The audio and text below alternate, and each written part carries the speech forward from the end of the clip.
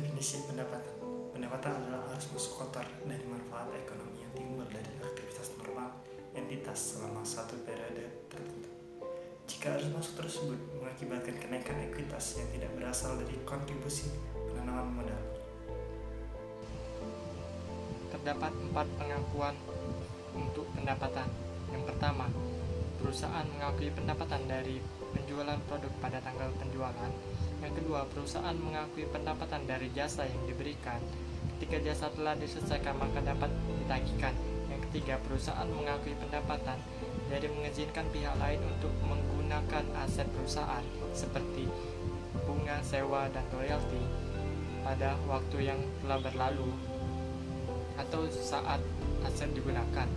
Yang keempat, perusahaan mengakui pendapatan dari pelepasan aset selain produk yang biasa dijual pada tanggal penjualan. 3. Pengakuan pendapatan pada titik penjualan. Pengakuan pada pendapatan bisa menggunakan nilai wajar dari imbalan yang telah didapatkan, yaitu dengan cara penjualannya piutang usaha pada penjualan.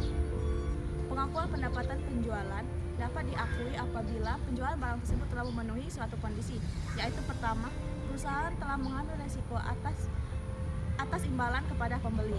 Kedua, perusahaan telah menahan keterlibatan manajerialnya secara terus-menerus. Ketiga, pendapatan dapat diukur dengan secara tunai. Keempat, nilai ekonomi pendapatan dapat mempengaruhi perusahaan. Kelima, biaya yang telah atau akan itu dapat digunakan secara tunai. Ya. Oke, baiklah, saya akan melanjutkan dan menjelaskan macam-macam pengakuan pendapatan. Yang pertama, pengakuan bill and hold. Yang kedua, pengakuan instalasi. Yang ketiga, pengakuan penjualan layaway. Yang keempat, pengakuan pengembalian. Yang kelima, pengakuan penjualan perjanjian pembelian kembali. Yang keenam, hubungan prinsipani agen. Yang ketujuh, konsinyasi. Yang ke-8, trade loading dan channel stuffing. Selanjutnya, kontrak jangka panjang. Terdapat 2 metode kontrak jangka panjang, yaitu yang pertama metode presentasi penyelesaian. Perusahaan mengakui pendapatan dan laba bruto berdasarkan kemajuan konstruksi. Adapun yang kedua yaitu metode pemulihan biaya. Perusahaan mengakui pendapatan sebesar biaya yang dikeluarkan yang diharapkan dapat dikembalikan. Selanjutnya, kerugian kontrak jangka panjang. Terdapat 2, yang pertama yaitu kerugian pada periode berjalan atas kontrak yang menguntungkan.